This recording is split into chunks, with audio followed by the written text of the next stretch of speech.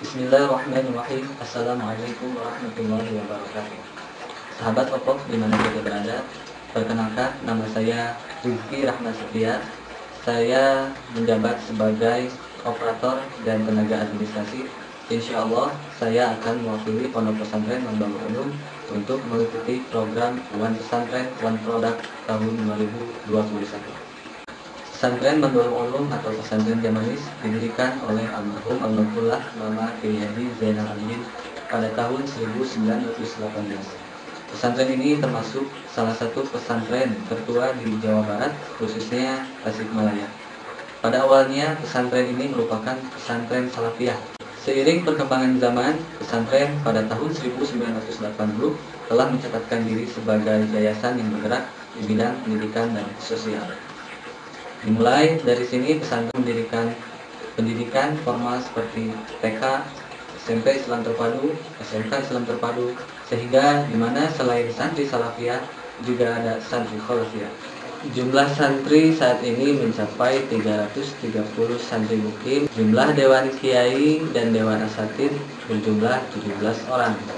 Kitab yang diajarkan diantaranya adalah kitab tauhid, fikih, akhlak, tasawuf, nahwu, sorof, wilagoh, dan Quran hadis.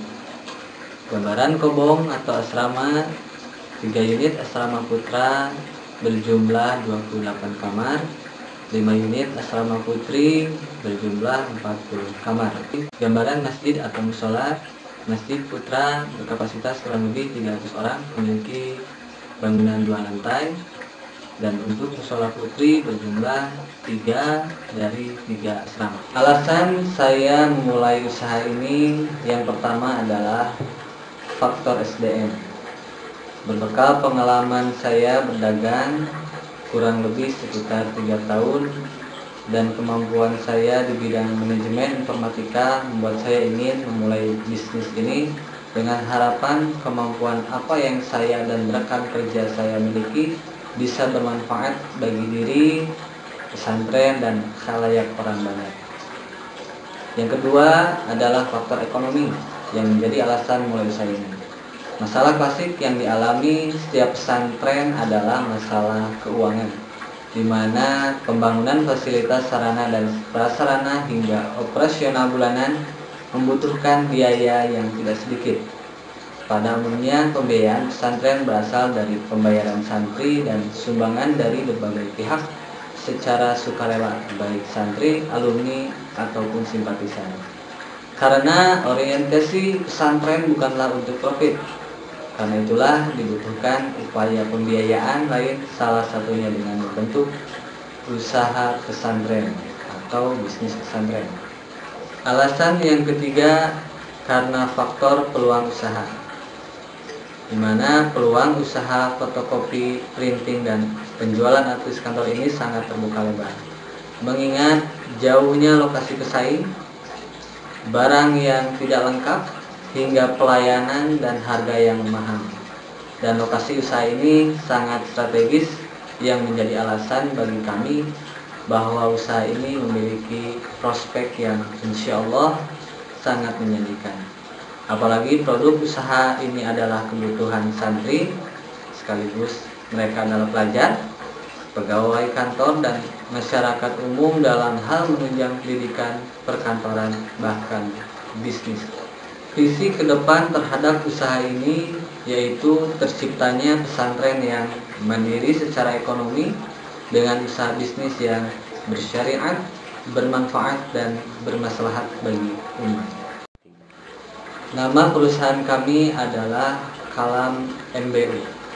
Toko kami berukuran 4x4 berlokasi di komplek pesantren. Bisnis usaha kami bergerak di bidang jasa dan perdagangan.